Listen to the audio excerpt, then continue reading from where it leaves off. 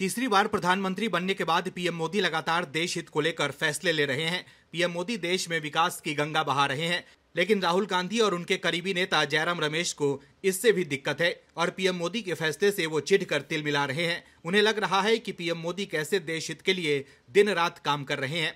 दर्शकों, जिन्होंने खुद कभी विकास की मधुर बांसुरी नहीं बजाई, वो क्या जानेंगे कि विकास किस ताल पर होता है।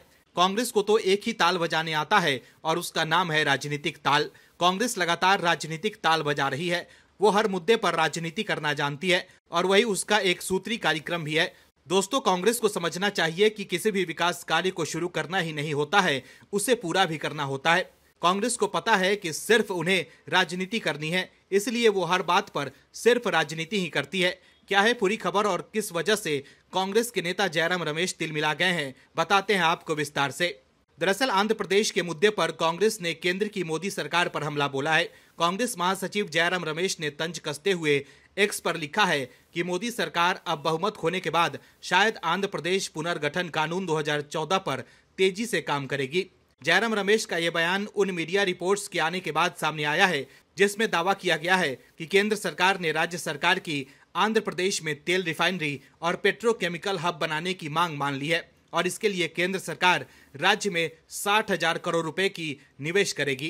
कांग्रेस महासचिव जयराम रमेश ने सोशल मीडिया प्लेटफॉर्म एक्स पर एक पोस्ट में लिखा है कि आंध्र प्रदेश में एक तेल रिफाइनरी और पेट्रोकेमिकल हब बनाने का वादा आंध्र प्रदेश पुनर्गठन कानून 2014 के तहत डॉक्टर मनमोहन सिंह की सरकार ने ही किया था। केंद्र की मोदी सरकार इस प्रोजेक्ट को 10 वर्षों में पूरा करने के लिए कानूनी रूप से बाध्य थी और ऐलान के 6 महीने के भीतर ही इंडियन ऑयल कॉरपोरेशन और हिंदुस्तान पेट्रोलियम कॉरपोरेशन लिमिटेड को इस प्रोजेक्ट की व्यवहारिकता को लेकर रिपोर्ट तैयार करनी चाहिए थी, लेकिन मोदी सरकार बीते 10 वर्षों में ऐसा करने में नाकाम रही। अब व्यवहारिकता रिपोर्ट तैयार की जा रही है। जयराम रमेश ने दावा किया है कि आंध्र प्रदेश पुनर्गठन कानून 2018 पर मोदी सरकार की धीमी गति भी एक वजह थी कि चंद्रबाबू नायडू ने साल 2018 में एनडीए से नाता तोड़ लिया था। अब जब प्रधानमंत्री बहुमत और अहंकार खो चुके हैं, तो हम उम्मीद कर सकते हैं कि अब आंध्र प्रदेश पुनर्गठन कानून पर तेजी से काम होगा।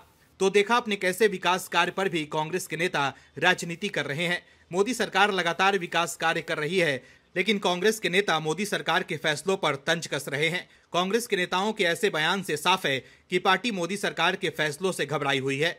2024 के लोकसभा चुनाव में एनडीए को स्पष्ट बहुमत मिलने के बाद भी कांग्रेस नेता जयराम रमेश ये कह रहे हैं कि पीएम मोदी बहुमत खो चुके हैं। ऐसे में जयराम रमेश को ये बताना चाहिए कि 240 सीटें लाने वाली बीजेपी और 293 सीटों पर जीत दर्ज करने वाला एनडीए गठबंधन के नेता पीएम मोदी अगर बहुमत खो चुके हैं, तो क्या 99 सीटों पर जीत दर्ज करने वाली पार्टी को बहुमत मिला है। Bureau report, OMH news. और भी वीडियोस देखने के लिए चैनल को सब्सक्राइब करें और बेल आइकन को दबाएं।